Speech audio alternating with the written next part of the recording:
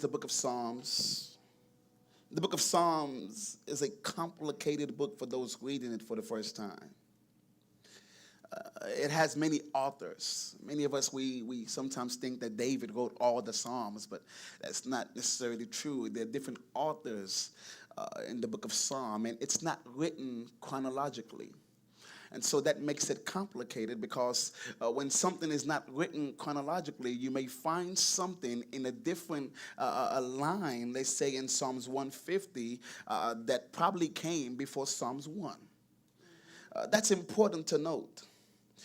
Because in the book of Psalms, it details significant events, and the psalmist's response to the event is either a prayer or a song. And so one of the things you have to understand whenever you read in Psalms, it's not just written for no reason. A lot of times books and songs in the book of Psalms, they're written as a response to a certain situation, a response to a certain event, a response to a certain circumstance. And so when you don't understand the context of that verse of scripture, you sometimes could miss the importance of the text. To properly understand the significance of a particular book in the book of Psalms, you will have to understand its context to properly see the power in the text. And so today we're reading the book of Psalms 34, but we're only focusing on verse 8. Psalms 34 is considered a hymn of thanksgiving. Now, this is written by David, not King David, but David. Many theologians place the context of this hymn in Psalms, in 1 Samuel 21, verse 15. They place the context. In other words, this is the event that happened before this Psalms was written. So that's 1 Samuel 21 from verse 15, and we're getting somewhere. It says, "Have I need of madmen that ye have brought this fellow," 1 Samuel 21:15, "to play the madman in my presence? Shall this fellow come into my house?" The person speaking here is King Achish of Gath, one of the 5 royal cities of the Philistines.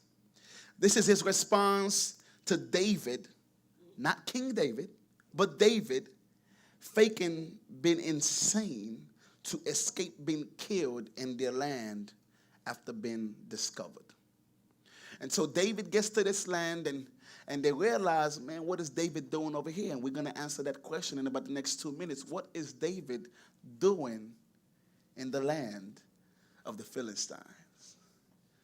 David, what are you doing in the land of the Philistines? This is not before he fought Goliath. David had already fought Goliath. He's already defeated their champion. So what is David doing in the land of the Philistines? Sometimes I have to ask some people, because today I feel the Spirit shifting me, because today I feel like I may be talking to some David. And asking David, David, what are you doing in the land of the Philistines? What are you doing in the land that you once conquered? What are you doing in the place where you once had victory? David, what are you doing? Somebody look at your neighbor and say, David, what are you doing? What are you doing? What are you doing? You see, the man writing this psalm is not King David, who has conquered nations and celebrating his victory. This psalm is written by a young man who is in a very complicated space in his life. A young man who had to deal with rejection from his own father and brothers who didn't see him fit more than to cater for sheep. God elevated him. He got notoriety by killing Goliath, and now he's in close proximity with the king who once was fond of him, King Saul. But King Saul allowed envy and jealousy to create a hatred for David, to the point that King Saul, who was once fond of David for killing Goliath, now wanted to kill David. Now, Saul had a son named Jonathan, who many theologians consider to be David's best friend. So David's best friend, Jonathan, now tells David, hey, Pop's trying to kill you. My dad is trying to kill you. The same dad who took you out of your daddy house and put you in a position of authority and notoriety, the same dad who brought you in and tried to act like he was your father and took care of you in front of the whole crowd, this same dad wants to kill you. So David now finds himself where he's running away from home because now home is no longer safe. And he ran away for fear of his life, and he fled to the Philistines. And now he's there in the land of his enemies. And when he gets there, they look at him. And they say, ain't that David who killed Goliath? And it was said of him that Saul killed 1,000 and David is 10,000. Ain't that David over there? And David said, oh, I'm about to get caught. And so he decides to act insane for fear. Fear caused him to act out of character. Fear caused him to act insane. I'm afraid that it caused me to act like I lost my mind. I'm afraid and it caused me to act like I'm crazy. I'm afraid and it caused him to act out of character. And then they begin to say, why? You brought this madman to me. This crazy looking, insane man. Don't I have enough madmen down? King Achish is like, well, he can't even recognize David in a crazy state. Because David is trying to escape, so he decides to do whatever he can do to get out of this situation. And he escapes out of the land and the hand of King Achish. And it's within this context of fleeing from home, from a king who took you out of your own house, brought you into his house, and now wants to kill you. And now you left his house to run to the other land. And now when you get there, you realize that king will kill you. And now you have to act crazy. And now David went from being a man who was stable to now being nomadic in nature. And it's within that context that he starts the book of Psalms 34 with, I will bless the Lord at all times. It is within the context of David fleeing from home.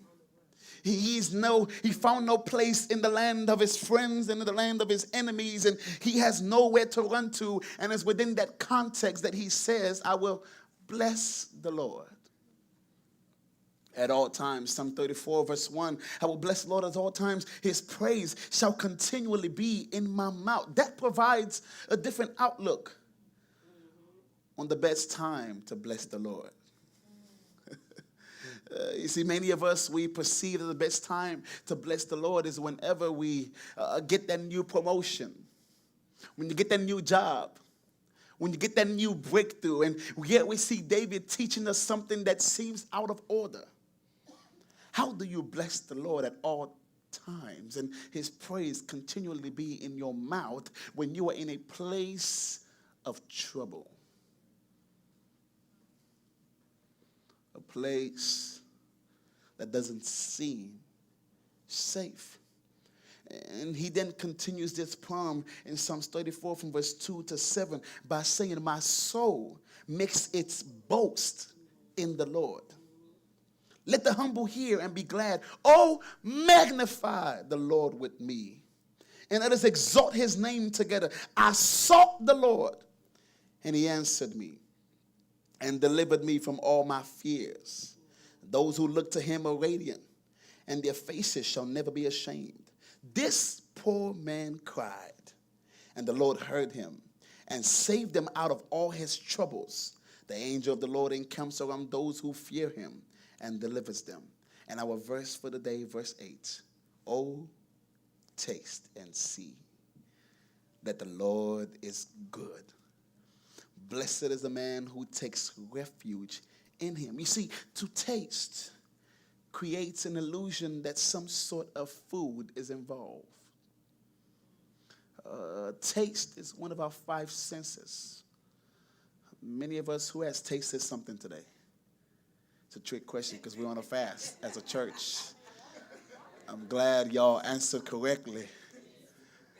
Somebody was like, oh, wait, we're on a fast. We're on a fast. We're on a fast. Who tasted something yesterday? Huh? Amen. Huh? Don't be too righteous. You tasted something. You ate. You ate. You ate. And so to taste creates an illusion that some sort of food is involved. And how can you taste and see? Seems like a very weird statement. How can I taste something and see it? If I tasted it, then it should be in my belly. It seems weird and odd to say taste and see. I don't have enough time to really explain that. How do you taste and see at the same time? Whenever you are dealing with any substance, that substance has to utilize one or all of your five senses. And so it seems odd that I'll be able to taste something first before I see it. Because normally, by normal human life logic, I see before I taste. Come on. I see by natural order before I taste. Nobody will go to a restaurant and the restaurant tells you, close your eyes, I'm about to surprise you. If you don't know that person, if you don't know who the chef is, if you don't understand the chef and what they're cooking, you will not close your eyes and say, surprise me. And so by natural order, we see before we taste. But here, David is speaking about a kind of tasting that must happen with your eyes closed. I'm talking about the kind of tasting that happens before your sight ever sees it. You have to taste it. I'm talking about the faith that comes where you walk by it and not by your sight. I taste it first, and now I can see that it's good. Many of us, we don't taste because we want to see that it's good first. And that's where the problem is, because you have to taste and see. You don't see and taste. If you have to see before you taste, then you defeat the point. And so David says, taste and see. The word here, taste, literally translate and means to try something by experiencing it. Wow. To try by experience.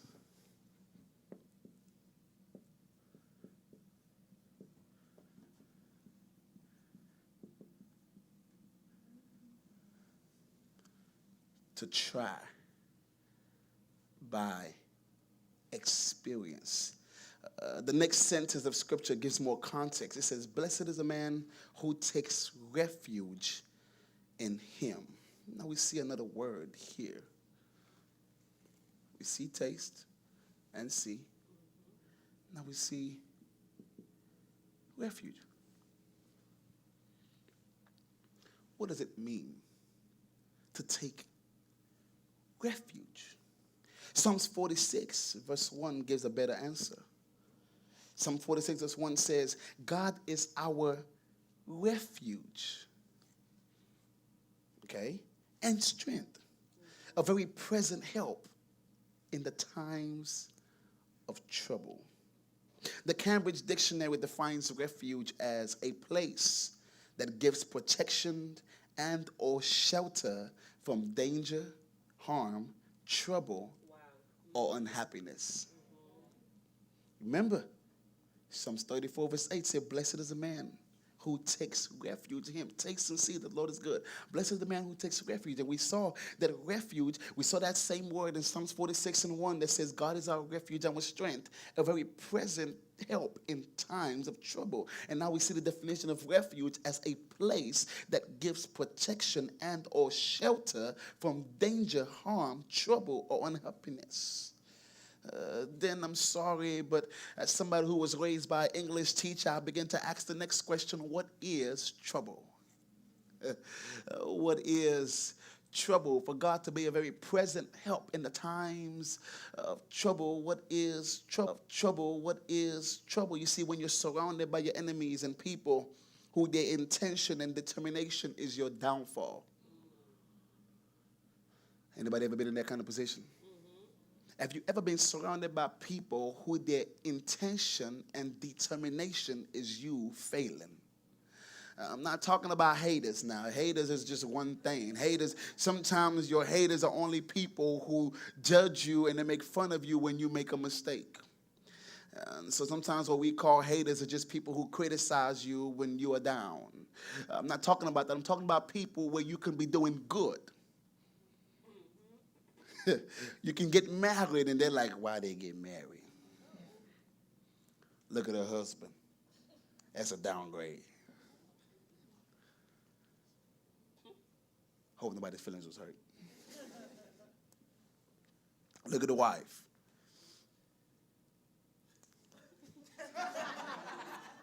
All the ladies looked at me like, sir, what you gonna say?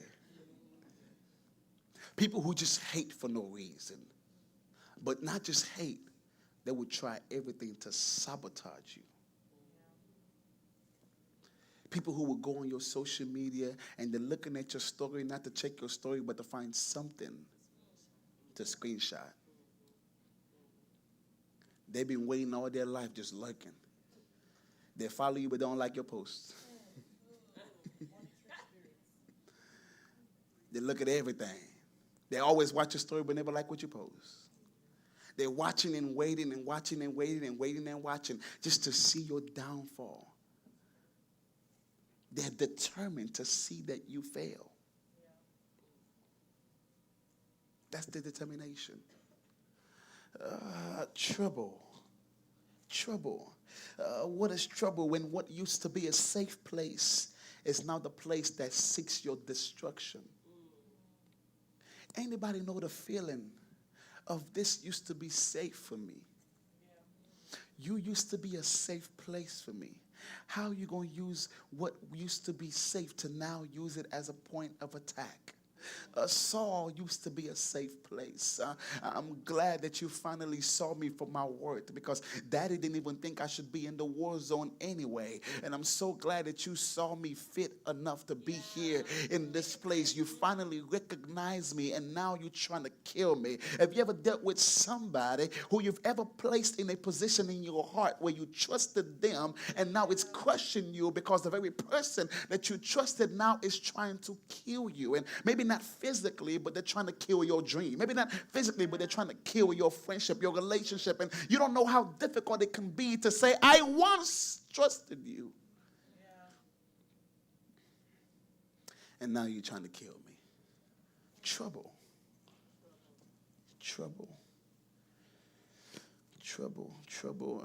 We was once cool and now you're acting different. You're no longer safe. Trouble.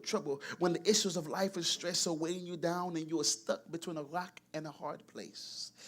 The Red Sea and Pharaoh and Saul looking for you, and now you're in the land of the Philistines. I'm talking about people who are in a place where they know no peace. Trouble. Has anybody in here ever experienced trouble? Is anyone in here experiencing trouble? You see, trouble breaks your heart. Trouble hurts. It brings you sorrow. It forces you to a low place, and yet it seems to be deemed the perfect location for God's presence to be felt more. Wow. How?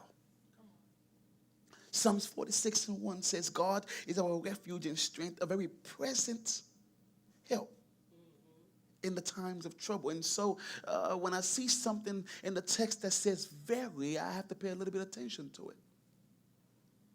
And so I began to look at the word present, and the word present speaks of timing and time. There was present, there was past, and there was future. There was present, there was past, and there was future. And I find it odd that the text did not say God is our refuge and strength, a very past help in the times of trouble. God is our refuge and strength, a very future help in the times of trouble. And it's not talking about a God that's dealing with the past or dealing with the would-be future, but it's dealing with a God who's there in the now. God is there in the now. Look at your neighbor, say, God is there in the now. He's not limited by your trouble or stress. It is in the trouble that he's there. David found this to be true in the midst of his trouble, which led him to say, I will bless the Lord at all times. His praise shall continually be in my mouth. You see, this kind of praise is a praise that can only be birthed out of revelation. Not a revelation of who or what the past or future is, but a revelation of who's there even in the midst of the trouble. There's a three band group of boys in the book of Daniel chapter 3 that got this revelation. Shadrach, Meshach, and Abednego. These three Hebrew boys were under the rulership of King Nebuchadnezzar, who built himself a statue image and instructed his people to worship it. Well, Shadrach, Meshach, and Abednego said, no, we're not going to do that. We're not going to bow down to this image. We're not going to worship him. And so King Nebuchadnezzar decided to have a furnace of fire.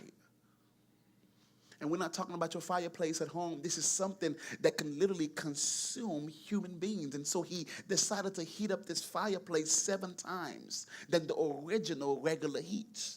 And look at Daniel chapter 3 from verse 21 to 3. It says, then these men, Shadrach, Meshach, and Abednego, were bound in their cloaks, in their tunics, their hats, and their garments. And they were thrown into the fiery burning furnace. Let's keep reading. Look at this. It says, because the king's order was urgent and the furnace overheated, the flame of the fire killed those men who took up Shadrach, Meshach, and Abednego. And those 3 men, Shadrach, Meshach, and Abednego, fell bound into the burning fiery furnace.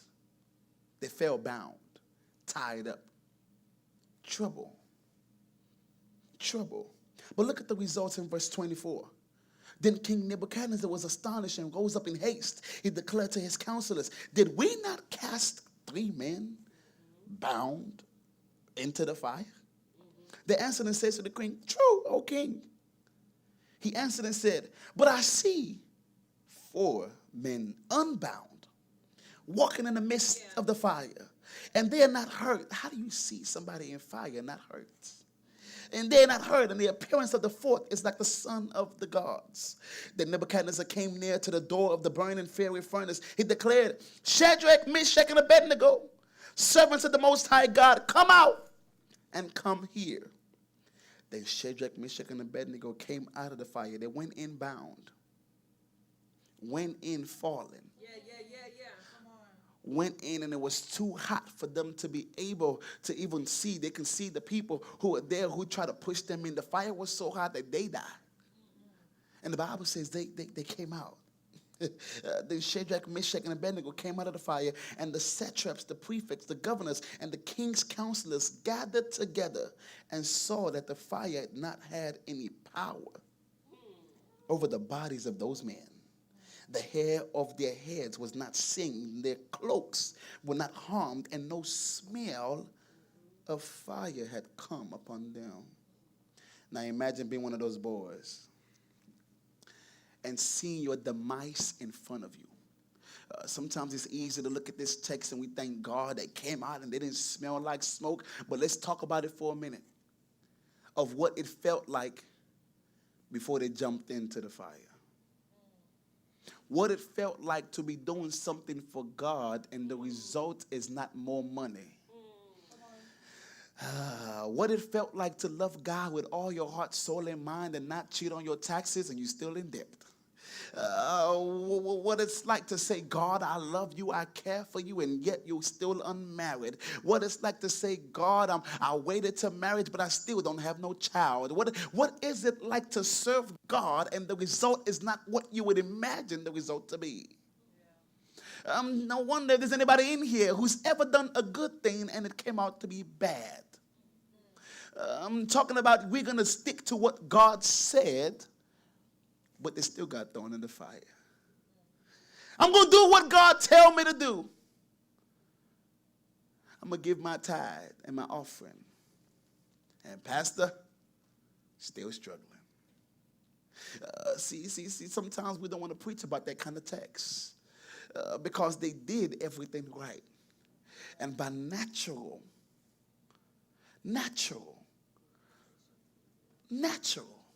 law, limitation, natural circumstance, by natural response, their immediate desired result did not happen. I wonder what was going through their mind as they were being tied up.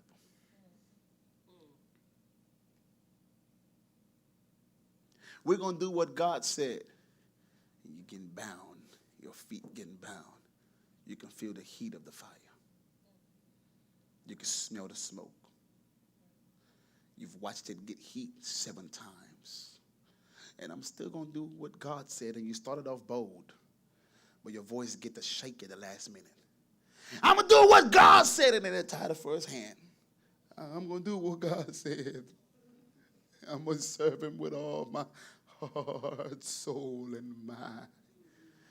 I wonder if anybody's ever been in that position before, where you have what I like to call shaky faith. Where you're saying, I'm going to do what God said, and it's difficult. I'm going to do what God said, but it don't look like it's going to work. I'm going to give this seed anyway, but I don't know if I'm going to be able to pay my bills. I'm going to serve God. I ain't going to go to this party, but I still lame. I tried to join the church, but it still didn't work out for me. And I wonder if there's anybody who's ever tried to do what God said, and the immediate result was bad. Imagine David.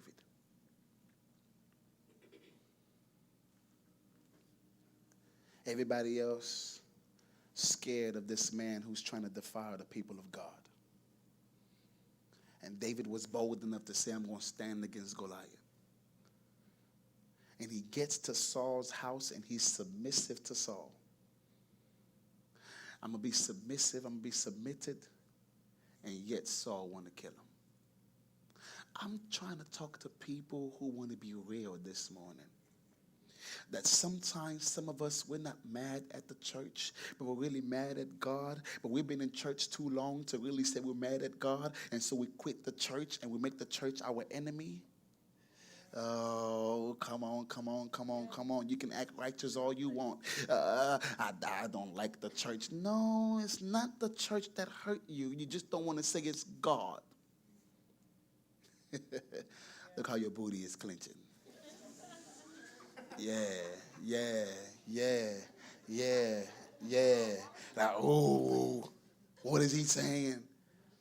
Every one of us in this room has known what it feels like to say, Lord, I trust you, even in a place where you felt like, God, do you love me? God, do you care? And if you ain't experienced it, keep living. Because even Jesus said, Father, my Father, why hast thou forsaken me? You can't be too righteous than Jesus. Put off that righteous cloak, trying to look good like a Christian, and be honest with yourself for once to say, there are some times where I've said yes to God and it came with something that I was not proud of. There are some times where I've done the right thing and it didn't seem like I got the right results. There were some times where his ways was literally not my ways. There were some times where his plans was literally not my plans. There were some times where his thoughts were really not my thought, because if I was Shadrach, Meshach, and Abednego, I would have said, Lord, by the time they started tying me, you ought to make me disappear. I should have did a and gone. But they kept on tying. At this point, they're getting closer and closer to the fire. And if anybody was like me, I would have been like, anytime, God, anytime now. Anytime now. And if you've never been in that position, you can keep sitting out righteous. I'm going to get to you in a minute. But I just want to talk to some real people who's been in an anytime now kind of moment. My car note getting ready to be taken away from me. Lord, anytime now. It's been the third day. I got to pay my rent. Anytime now. Lord, I've been married for 4, 5, 6, 7 years. Anytime now. I've been single and I'm 40 and I'm 42. Anytime now. I wonder if anybody has ever been in a place in their life where they've had to say, anytime now. And so they're in this position, and yet we see the results. We saw the results that in the midst of this trouble on every side that they were dealing with, this situation, and many of us, we have our own trouble, whether it's a Saul or a Nebuchadnezzar, or hopelessness, or barrenness, or unhappiness, or unemployment, or death, or shame, or defeat. And in the midst of this all, God gave a revelation. Don't miss this in the text. The Bible never said that Shadrach, Meshach, and Abednego looked at Nebuchadnezzar and said, Nebuchadnezzar, there's another in the fire. The revelation was for Nebuchadnezzar. It was for him to see. It was for him to see God be God in the midst of the trouble. God gave Nebuchadnezzar a revelation that indeed God was not a past God, neither was he just a future God, but he was a very present help in the times of need. And you see, God could have easily defended the Hebrew boys from the fire. But might I suggest to you that that deliverance is not a worthy testimony. This might offend some in here, but it is not a worthy testimony that you didn't get in trouble. The testimony is you got in trouble but got out. It's not as heavy a testimony that God saved us from the fire as much as God took me through the fire and I didn't smell like smoke. I'm talking about there are some types of testimony that has to put you in a place that is uncomfortable. Because many of us were praying that, God, I don't want to go through trouble. And God said, how would you know that I'm a very present help? I'm not a very present help in your times of blessing. I'm not just a present help in your times of good. I'm a very present help in the times. Be careful when you say, God, show yourself.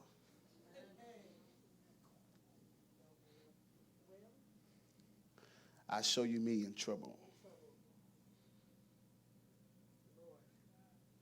That's where you can see me more. You can see me better in the fire.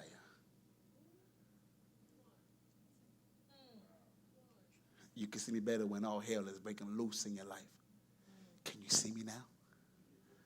You can see me now when you're hurting and you're broken and you're crying yourself to sleep at night. Can you see me now? Lord, show me yourself. I will, with trouble. Show me that you're a healer. I will, with trouble. Show me that you can deliver me. I will, with trouble. You see, God intends to showcase his glory, and his resume is unmatched. He is the very present help in the times of trouble. But for you to keep that resume updated and intact, you need trouble. How can you know that God is a very present help if you shy away from trouble? You see, God wanted to make sure that Shadrach, Meshach, and Abednego could have a truth taste and see that the Lord is good. And so what did he do? He presented them a table in the presence of their enemies. He presented a table in the presence of Nebuchadnezzar. He presented a table in that place to say, okay, now you can taste and see. I'm going to give you something to eat that Nebuchadnezzar will see and be shocked of. You see, David puts it in Psalm 23, verse 5. He says, thou preparest a table before me in the presence of my enemies. Thou anointest my head with oil, my cup runneth over. The easy version says, you prepare a big meal for me while my enemies watch. Somebody shout, just taste. Somebody shout, just taste. You see, what you call trouble is God simply preparing a table for your taste test. What you call financial restraint and desolation is simply God presenting a table for your tasting. What you call depression and anxiety and brokenness and disease is simply God preparing a table for your tasting. Somebody shout, just taste, just taste, just taste. God sent me here to remind you that he indeed is a very present help in the time of trouble. Whether you're in the middle of a rock or hard place, a loss of a job, a loss of a family member, a sick mother, a sick father, a sick boyfriend, a sick husband, a sick wife, the fear of losing your home and losing your car. God wants me to tell you that he is there in the midst of it all. No electricity or no food, too cold to come out, too hot to come out. He is there in the midst. Social media, fear mongering, and letting you know, oh my God, I don't know what's going on. There's something in the air, there's something in the water, there's something in the chicken, there's something in the food, and now you don't know whether you should eat grass or eat air. And God said, indeed, in the midst of it all, I am still a very present help. Broken marriage and wayward child, looking for a husband, looking for a wife. I'm a very present help in the times of trouble, failed businesses and failed ideas. I'm a very present help in the times of trouble, sickness and disease. I'm a very present help in the time of trouble. Just taste. Somebody shout, just taste, just taste, just taste, just taste, just taste. You see, he's not only there, but he's presenting, he's preparing, he is organizing a table in the presence of your enemies. Why? So you can taste and see that the Lord is good. I have to present it in front of your enemies. Imagine being at a table in front of your enemies. Nobody want to be on a table in front of your enemies. Who want to go in a restaurant with your enemies? I would. Because I'm the only one eating. You're the only one eating. God is preparing a table for you, not for your enemies, but for you, in the presence of your enemies. But the table is for who? I don't mind you sitting around the table. I'm the only one eating. Because he's preparing a table for me, Nebuchadnezzar. You can sit there, but I'm the one that got delivered. I'm the one that came out the fire. You can sit there and watch. But I'm going to get through this. Somebody shout, I'm going to get through this. I'm going to get through this. I'm going to get through this. I'm going to get through this. I'm going to get through this. I have to present it in front of your enemies. Enemies in your front, enemies in your back. And it's in this place that my glory shines best. It is here that I can be seen as present. I don't need you to fight or complain. Just taste. Taste and see for yourself. That I've been making a deliverance for you before you got to the table. Before you got into depth, I already made a way. Before you ever found out whether Saul likes you or hates you, I already organized and anointed you as king. Somebody shout, God is making a way. I'm preparing a table for you to taste and see. Next time you go through trials and tribulations, sister, brother, and they ask you, where is God? Look at you. You say you love God. Look at how your life is. You say you care about God. Look at you, look at you, look at you. You ain't even standing on business. You say you care about God. And when they begin to ask you, why is your life this way? I want you to respond with his preparing a table. Why are you going through this and going through that? Why is life not working the way it should work? Have you got your degree yet? You married or not married? Do you have your debt paid or you don't? When they begin to ask you all those things, you simply respond with, God is preparing a table. He's preparing a table for me. He's preparing a table for you. When you feel down and you feel broken, God is presenting it, He's presenting it, and He's preparing it. I keep hearing that word present. He's presenting it and He's preparing it. He's presenting it and He's preparing it. He's presenting it and He's preparing it so you can taste and see of His goodness and mercy. in the midst of trouble for a taste test. I'm in the midst of trials and tribulation for a taste test. In the midst of I don't know what next to do, it's my taste test. In the midst of the church being flooded, that's a taste test. Somebody shout, just taste. What's the meal, you may ask? What's the meal? This is not a steak. It's not a dinner. It's not shrimp tacos. The meal is the Lord. I must taste and see that the Lord is good. He is the meal. He is my breakfast, lunch, and dinner. The Lord is good. You are tasting to see something.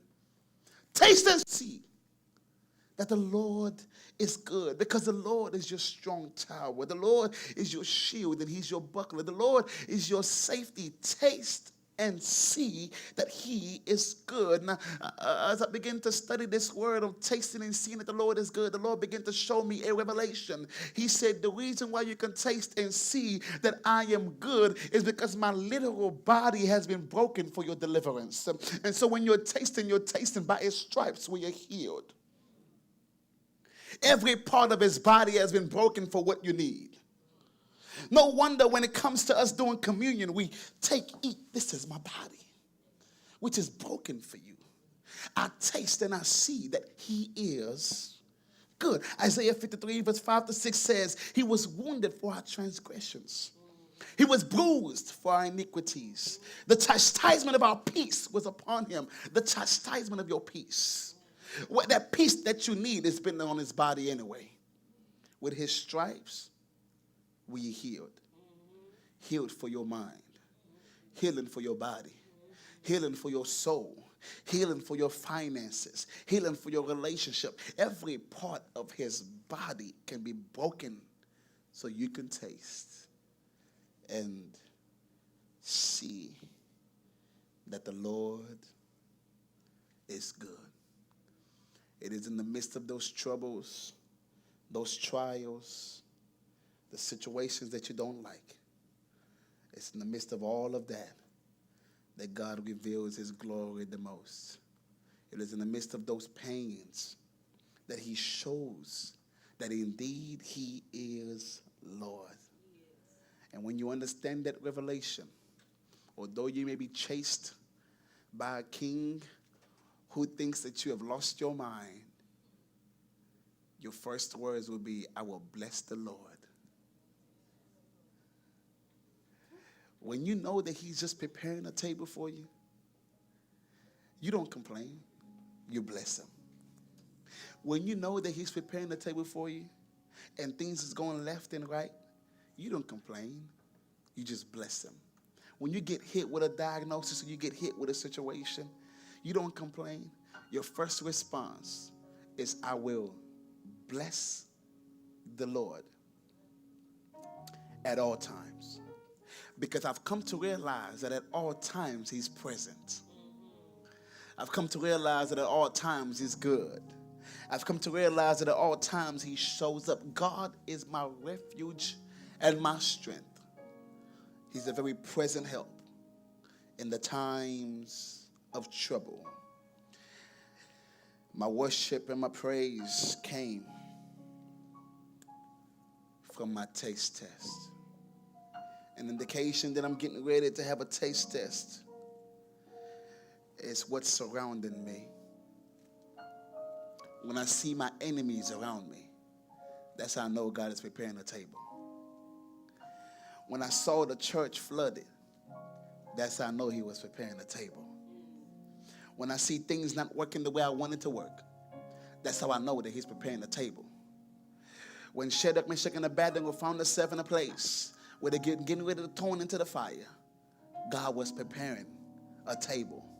And I wonder if there's anybody in here who's discouraged at a table being prepared for you. I wonder perhaps if you've been seeing it wrong. Going through life by yourself and feeling all alone. And you're frustrated and God is like, fam, why? I'm preparing a table. I'm trying to give you a testimony that you'll be able to say it was God and it was nobody else. I'm trying to give you a reason to know that I am real. I'm trying to give you a reason to know that I am God. If I let this person take you out of it, you will praise them. But I want you to bless me at all times, so I got to put you through trouble so you can be able to understand that I'm a very present help. I want to open your eyes to a deeper revelation of who I am. You get to see more of who I am when you allow trouble. Weeping may endure for the night, but joy. You feel by yourself? Taste and see. You feel frustrated and angry? Taste and see. You feel all alone? Taste and see. You feel unsupported? Taste and see. God is preparing a table for you in the presence of your enemies. And so when your enemies are surrounding you, just be looking for your meal. About 4 years ago, in 2020, we were pastoring. And as we were pastoring, my wife was pregnant. For 2 years, we had tried to have a baby. Wasn't nothing working. And so we just gave up. It was like, well, whenever it happened. Whenever it happened, Lord. And my sister called me and she said, Josh, I'm pregnant. My wife being a wedding planner, it was a Saturday with Tiara. She was in a wedding. And I was helping her because I'm the person who works with her that don't get paid. I'm her assistant because it's cost effective. And so I just show up in there. I'm like, man. Like, oh, you the assistant? Yes, I am. But that's my wife. That's my wife. Like, yeah, I'm the assistant, but that's my wife. You know, I'm just supporting. She never pays me, even though they budget for her to pay me. And so we're there and we're doing all those different things. And it was towards the end of the day in the wedding. And I'm in the room with Tiara and I looked at my wife and I said, girl, stop stressing my son. You're doing all that work. And then Tiara looked, oh, Missy, you pregnant? She was like, nah, he just be saying stuff. I was like, just watch. That Sunday morning, we're getting ready to go to church. My sister calls me and said, Joshua, what? I'm like, what is it? She said, I'm pregnant. My sister tells me we're a little very too close. We're very close.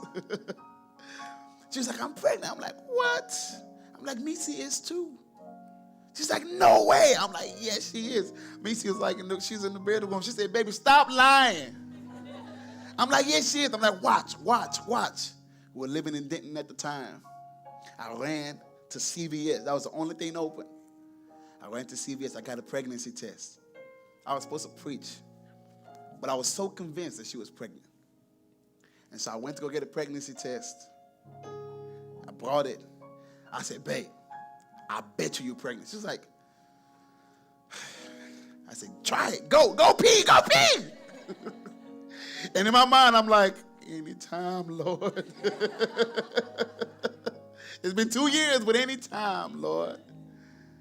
She sat up in there. I'm in the bedroom. I'm quiet. And all I hear is bang. And it was with a deep voice I ain't never heard before. She said, bang. I'm like, what? She said, nah. It's faulty. I'm like, what's faulty? She showed me. I said, I knew it. She said, nah, baby, that ain't. And I remember, I was like, man, you should try it again just to confirm. And we didn't try. I think we took the other one and we dipped it in the toilet. She was like, nah, it ain't gonna work. That thing said pregnant. I was like, girl, you pregnant. You pregnant for real now. I called my sister back. She's like, what? She ready to go to church. I said, Ruth, Missy is pregnant. She was like, yeah, you just told me. I said, no, the first time. The first time I was speaking about faith. Now she pregnant for real. She's like, what? I'm like, yeah. We go on Monday to the doctor to go confirm it.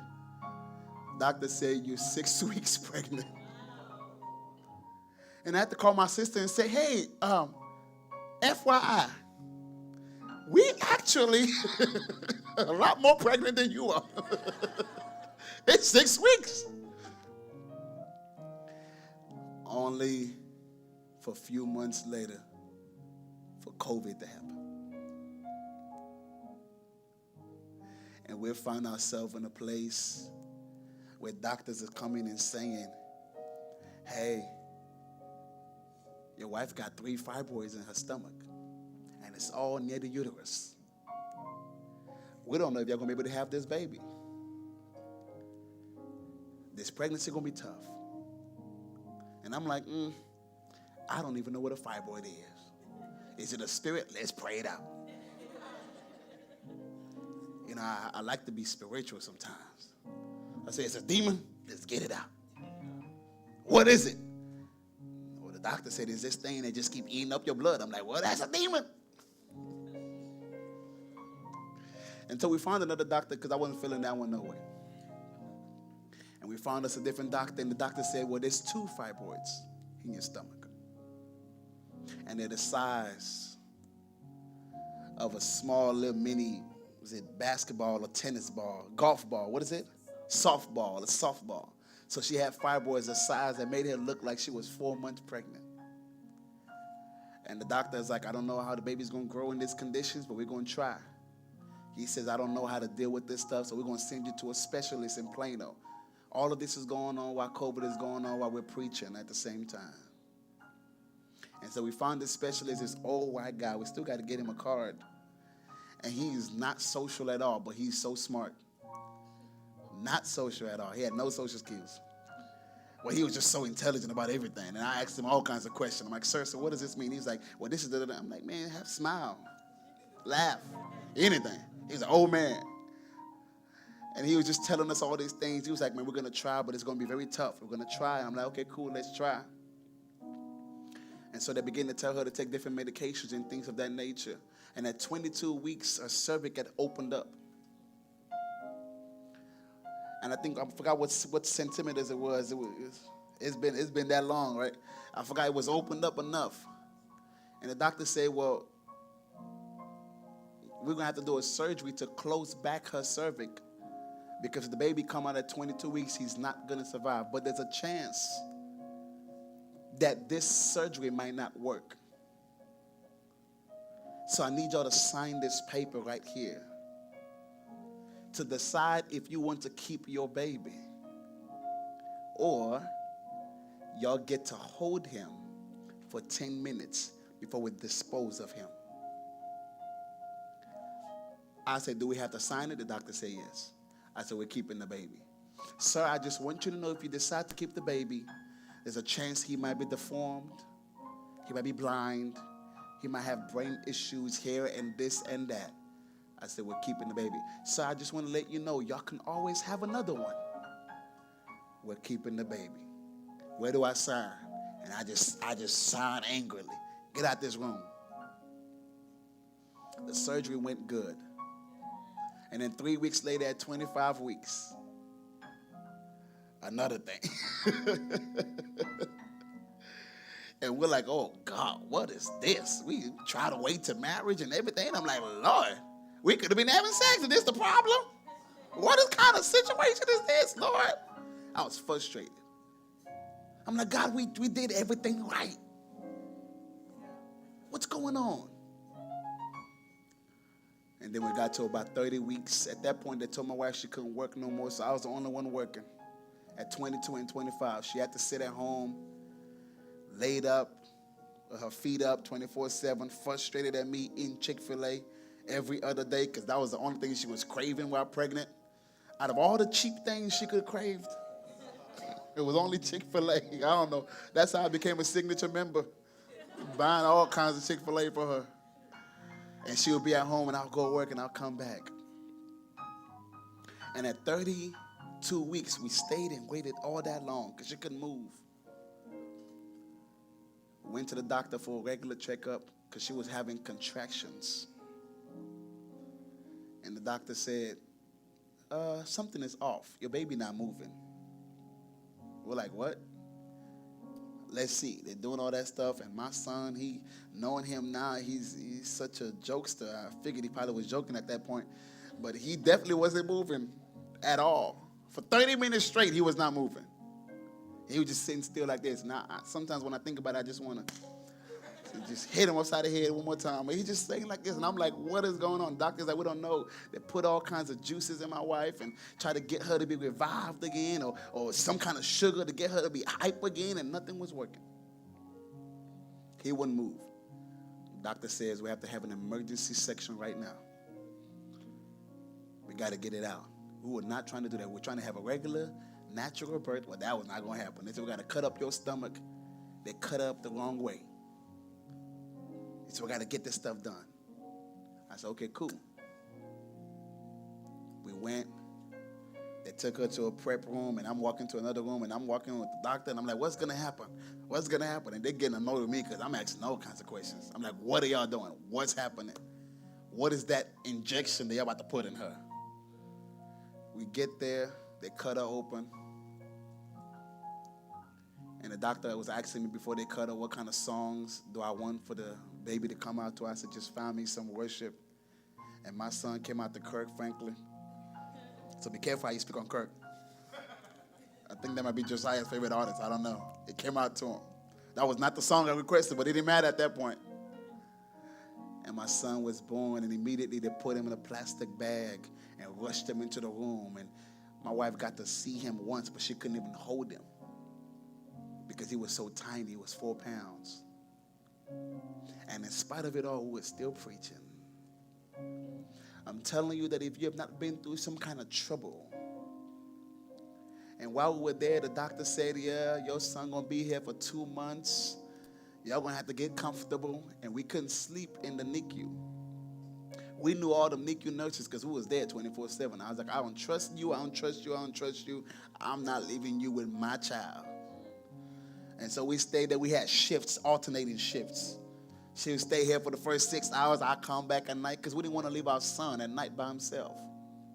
And so they had us put a thing under our pillow, and we slept with it, and then we took it and we put it by him. And every time we come in the room, he would know. And it was the weirdest thing ever. He would always know whenever we come in. And I'm looking at this little boy in this glass that's covered, and all I can do is touch him with my finger because he's tiny. And we were still preaching. But it was in the midst of that trouble that God showed himself strong. Within the first week, they took him out the blue light. They said, oh, his skin went back to normal. Everything went straight. The next week, they were like, oh, we're having trouble with eating. We don't know how we're going to eat. And my wife would tell you, I talked to my son from the day he was born to now like he a grown man. I don't talk to him like, no, babe, we don't do no cuckoo gaga. I said, listen, young man, you got to go home. If you don't get this stuff right, your mama and I are going to be in this hospital for the next 2 months. I need you to eat your food. Boy got the sucker. He got to eat. He did what he had to do. I didn't threaten him, though. No, I didn't. But he still ate. The next week, they're like, we don't know what's going to happen, how we're going to get through this. They get all kinds of testing. He passed every test. And what was supposed to be 2 months, in 3 weeks, they say, well, your son is ready to go home. Now, I ain't going to lie. I can say this now. He was not supposed to pass that car seat test because he was too small. We made him fit. You heard me? I said, baby, you sit in that back seat with him and you hold his head up and he going to pass this test. And we wiggled him all kinds of ways. My son was in there like that. It was, oh, God, it was terrible. Well, he passed the test. He wasn't supposed to. He wasn't big enough, but he passed it. He passed it all right. And I said, we're just not going to take him out. We're going to put him in the house. We're going to take him out, but he's going to pass this test. And so he's in there just leaning all kinds of ways and finally made it home.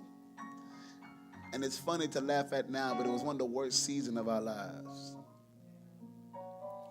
But it was that season that I got to know God to be a very present help. I don't know what season you're on right now. I don't know what your circumstance is. I don't know what your trouble is.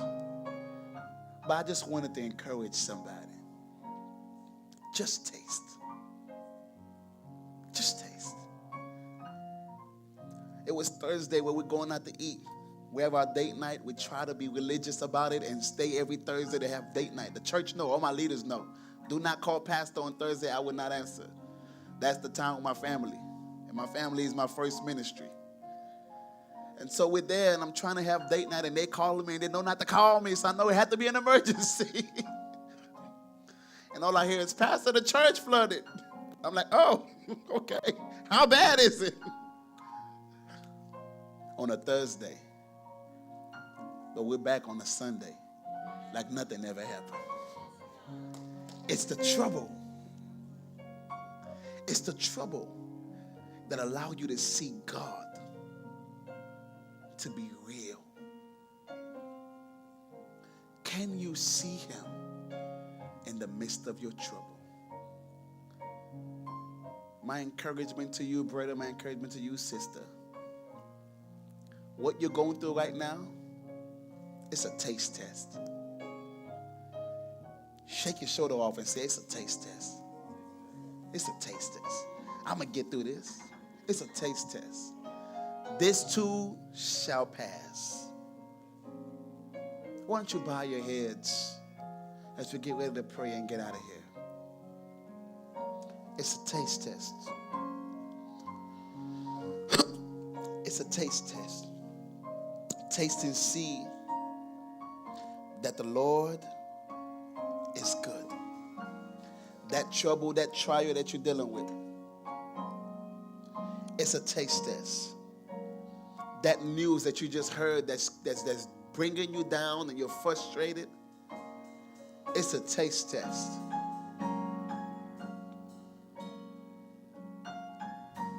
It's a taste test. Just taste and see. Taste and see. God can do it right now.